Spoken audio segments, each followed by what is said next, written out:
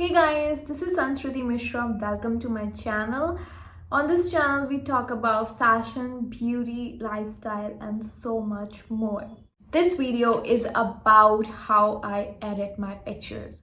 We are going to go through the step-by-step process. So here are some examples on the screen of aesthetic looking pictures that I edit that you guys love. Basically, I use PixArt and Me Too.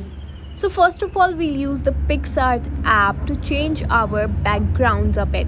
Just click on the sticker option and search any sticker according to your mood. I'm searching for brown aesthetic here, and then just look from a variety of stickers which one would perfectly suit your picture and your mood. I am using this cloud sticker as my background for this image. So just zoom out the sticker so that it covers your picture entirely. Click on the erase tool that's up there and just lock in your portrait in place so that your portrait is out of the background. You can adjust the slider to adjust the transparency of your background. And that's pretty much how I like to change up my backgrounds a bit so that they look more aesthetic looking.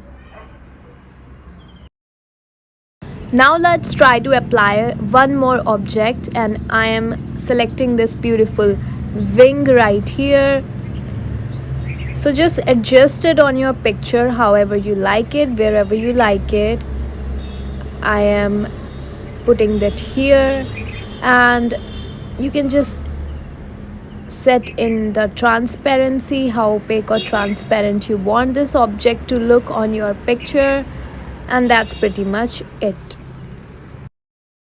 Now I'll show you my most favorite and most used filter from PixArt. So just open the effects and select the FX. This PLRD or Polaroid filter is my absolute favorite and by far the most used filter. Another cool effect that I like to apply is I use this mask feature and apply the dust effect to my pictures to give it more vintage look. You can erase any dust particle if it's on your face, which is also a very important feature. Now I'm using the Me Too app and I'll show you how I edited these pictures using this. So we have to select the mosaic option. Here there are a lot of different colors and patterns that you can download. I'm using this sparkle texture to fill in my outfit. First we will select the pattern and then we will lock the background so that our pattern doesn't spill to the background, and carefully outline the area where you want to fill in the sparkle. It is very easy to just fill in the sparkle once you have carefully outlined it.